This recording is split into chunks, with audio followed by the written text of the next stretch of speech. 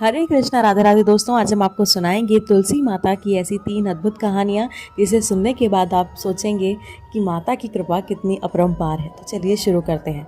ब्राह्मणी की 7वीं बेटी हमारी पहली कहानी है। इस कहानी कुछ इस प्रकार है। एक ब्राह्मण था। वह प्रतिदिन मंदिर जाता था। वह प्रतिदिन तुलसी माता की पूजा करता था।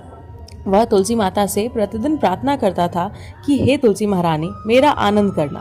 तुलसी माता ने सोचा कि यह ब्राह्मण तो बहुत सीधा है और गरीब है और प्रतिदिन मेरी पूजा करता है।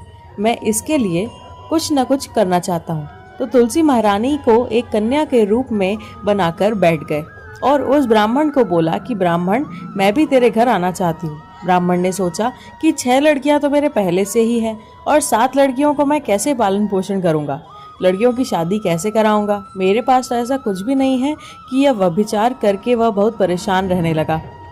उसको तो खाना भी नहीं भा रहा था। उसकी औरत ने कहा कि क्या बात है, आजकल बहुत दुखी रहने लगे हो। तो इस ब्राह्मण बोला कि मैं मंदिर जाता हूँ, वहाँ पर एक छोटी सी सुंदर सी कन्या बैठी है। वह कहती है कि ब्राह्मणी, मैं ब्राह्मण आपके साथ घर चलूँगी। उसकी पत्नी बोली कि अरे, इसमें परेशान होने की क्या बात है, आ रही है तो आने दो। ब्राह्मण बोला कि पहले से 6 लड़कियां तो है ही, उनकी भी एक शादी करवानी पड़ेगी। तो इस पर ब्राह्मणी बोली कि अरे, ये कोई बात नहीं, अपनी 6 लड़कियों की शादी करवाएंगे, वैसे 7वीं की भी करवा देंगे। अपने 7 लड़कियों की शादी साथ में करवा देंगे। अगले दिन जब वह ब्राह्मण मंदिर गया तो उस छोटी कन्या ने पूछा, ब्राह्मण, मैं आपके घर आऊं? तो ब्राह्मण बोला कि हाँ, चल बेटा चल। उसको वह घर पर लेकर आ गया। तुलसी माता के ने कन्या के रूप में ब्राह्मण के घर पर आने से ब्राह्मण के घर में बहुत ही आनंद हो गया। घर में लक्ष्मी की बारिश हो गई। जब 7 कन्याओं की शादी के लिए वर ढूंढने जाने लगे तो छोटी कन्या ने कहा कि मेरे तो शालिग्राम जी पति हैं, तो मंदिर में जाकर शालिग्राम जी को बोलना कि बारात लेकर आए। मेरी 6 बहनों के तुम्हारी इच्छा से वर ढूंढ लेना। तुलसा महारानी की मेहरबानी से तो जेवर, कपड़ा, खाना सब तैयार हो गया और अच्छी धूमधाम से उनकी शादी हो गई और ब्राह्मणों ने तुलसी माता का टूटमान हो गया। तुलसी माता, जैसे आपने ब्राह्मण पे टूटमान हुए वैसे हम पर भी होना, और जैसा आनंद ब्राह्मण को कराया वैसे ही सबको कराना। दोस्तों, हमारी अगली कहानी है भाग्यवती बुढ़िया की। तो चलिए शुरू करते हैं। एक बुढ़िया थी। उसको तुलसी पूजा करने का नित्य नियम था। वह प्रतिदिन खाना खाने से पहले पूजा करती और उसके बाद ही खाना खाती। वह तुलसी माता से प्रतिदिन प्रार्थना करती थी कि हे तुलसी माता, खांड खीर का भोजन देना, पाट पीताम्बर का वास देना, योगियों जैसी मौत देना, स्वर्ग का वास देना, राम लक्ष्मण की कांध देना, सीता जी की चाल चलावा देना। यह सुनकर तुलसी जी सूखे सूखे रह रहे थे। राम लक्ष्मण उधर से निकल रहे थे कि उन्होंने पूछा तुलसी जी से कि आप सूखे सूखे क्यों जा रहे हो?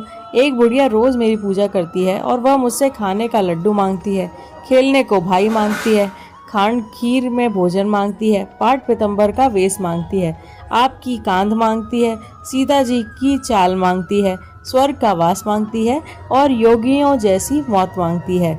बाकी तो सब मैं दे दूं, पर आपकी कांध को कहाँ से दूं? सीता जी की चाल कहाँ से दूं? राम जी और लक्ष्मण जी तुलसी जी से बोले कि आप हरे भरे हो जाओ, सब हो जाएगा।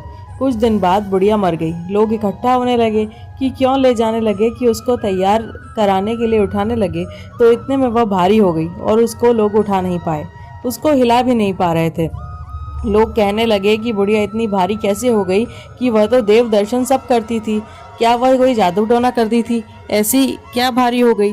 इसमें राम लक्ष्मण और सीता जी आए। सीता जी ने चाल चलावा दिया और राम लक्ष्मण ने कांधा दिया और बुढ़िया तो सदैव वैकुंठ को चली गई।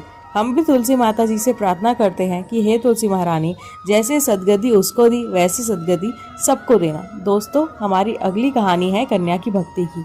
तो चलिए शुरू करते हैं।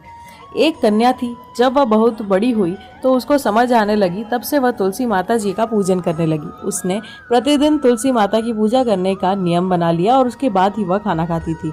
जब वह शादी के लायक हुई तब उसके माता पिता ने उसकी शादी करवा दी। कन्या को उसके माता पिता ने दहेज में एक तुलसी का गमला दिया। ससुराल में वह प्रतिदिन सवेरे उठते ही पूजा करती और फिर उसके बाद ही खाना खाने बैठती। उसकी 2 जेठानियां थी। दोनों उसका मजाक उड़ाती थी कि वह बड़ी नियम धर्म वाली बनती है। उन दोनों को उससे बहुत ही ईर्ष्या होती थी, इसलिए वो दोनों तुलसी जी का गमला भी छुपा देती थी। वह कन्या बड़ी मुश्किल से गमला ढूंढ कर लाती, अच्छे से पूजा करती और फिर खाना खाती। वह गमला ढूंढ कर ले आती तो एक दिन तो उसकी जेठानियों ने क्या करा कि गमला ही दूर फेंक दिया। कन्या ने खूब ढूंढा पर उसको गमला नहीं मिला। वह बहुत ही परेशान हो गई। उस दिन तो उसने खाना भी नहीं खाया, उसका नियम जो था। उस कन्या की सच्ची भक्ति देखकर तुलसी माता उससे बहुत ही प्रसन्न हो गई और उसके कमरे में तुलसी माता का गमला प्रकट हो गया। अगले दिन सुबह जब वह उठी तो क्या देखती है कि उसकी खाट के चारों कोनों पर तुलसी माता का गमला आ गया। यह देखकर वह बहुत प्रसन्न हो गई और अब तुलसी माता मेरी कोई नहीं चुरा के ले जा सकेगा, पूजन करने के लिए भी कहीं और नहीं जाना पड़ेगा और कोई मेरी तुलसी माता को फेंक भी नहीं सकेगा। वह तो जल्दी से उठकर स्नान करती है और तुलसी माता का पूजन कर लेती है। जब वह खाना खाने बैठती है तो उसकी जेठानियां मजाक करने लगती हैं कि देवरानी का नियम धर्म तो पूरा हो गया।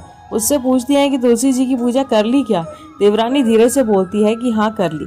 जेठानी बोलती है कि कहाँ से कर ली, गमला तो फेंक दिया था। देवरानी कहती है कि देख लो, मेरे कमरे में खाट पर तुलसी जी लग रही हैं। जेठानियाँ बहुत शर्मिंदा हुई और बोली कि देवरानी तेरी भक्ति सच्ची है, हम तो तुझे बहुत परेशान किया, हमें माफ़ कर दे। देवरानी ने उन्हें माफ़ कर दिया। हम भी तुलसी माता जी से यही प्रार्थना करते हैं कि हे तुलसी माता, जैसी कृपा आपने देवरानी पर करी वैसे ही सब पर करना। दोस्तों, अगर आपको ये तीनों कहानियाँ अच्छी लगी हो तो कृपया हमारे चैनल को जरूर सब्सक्राइब कीजिएगा और एक लाइक ज़रूर कीजिएगा। राधे राधे।